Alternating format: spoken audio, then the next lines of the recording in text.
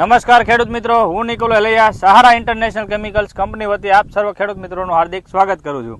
આજે સહારા international chemicals કંપનીની જે ટીમ છે એ આવી પહોંચી છે બોટાદ જિલ્લાના ટીમલા ગામની અંદર, જ્યાં એક પ્રગતિશીલ ફાર્મર છે એમની આપણે ફિલ્ડ વિઝિટ કરવા માટે આવ્યા છીએ.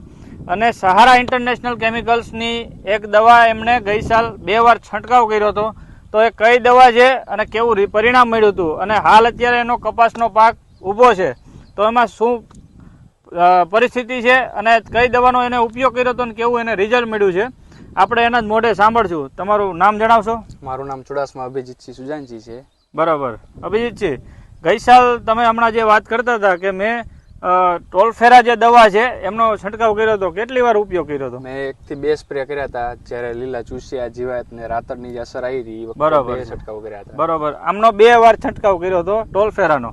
કેવું રિઝલ્ટ મળ્યું હતું? રિઝલ્ટ એકદમ જોરદાર મળ્યું હતું.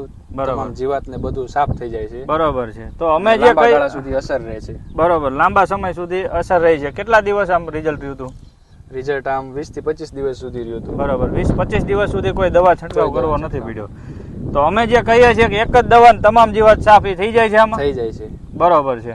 તો હાલ અત્યારે કેટલા વીઘાનો કપાસ છે તમારે? 120 વીઘા. 120 વીઘાનો કપાસ છે. શું પરિસ્થિતિ હતી કપાસમાં? કપાસમાં રાતર લીલા ચૂસિયા થ્રિપ્સ ને એવું હતું. બરાબર છે. એ સિવાય તમારા કપાસમાં હાઈટ નહોતી વધતી, તમે જે હમણાં વાત કરતા હતા. હાઈટ નહોતી વધતી, પછી આમાં વિકાસ નહોતો, છોડ ત્યાં ઉભો તો પીળો હતો.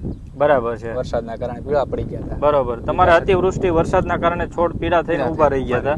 તો એમાં કઈ દવાનો ઉપયોગ કર્યો તમે? એમાં મેં ઝેબ્રોક સહારા કંપનીની જે આવે છે તેનો ઉપયોગ. બરાબર છે. તમને ટૂંકમાં આના ઉપર કોન્ફિડન્સ હતો ટોલફેરા ઉપર, એટલે તમે સહારાની બીજી દવાનો ઉપયોગ કર્યો અને એનું સારું એવું રિઝલ્ટ મળ્યું છે. તો જીબેરો દવાનો ઉપયોગ કર્યા પછી તમને શું ડિફરન્ટ લાગ્યું આમાં? જીબેરો કપાસનો વિકાસ સારો થયો. બરાબર. પીળાશ મૂકી દીધી. બરાબર. નવા એમ વધવામાં પાંદડા, નવા માથા ને બધું વધારે નીકળ્યું. બરાબર છે. તો નવી ફૂટ પડી, નવો પાનનો ગ્રોથ થયો. તમે જોઈ શકો છો, કુણપ સારી આવી છે, નવી ડાળીઓ ફૂટી છે. તો ખેડૂત મિત્રને શું મેસેજ આપશો કે આ દવાનો ઉપયોગ કર્યા જેવો ખરો કે? હા, દવાનો ઉપયોગ ચોક્કસપણે કર્યા જેવો ખરો. બરોબર છે.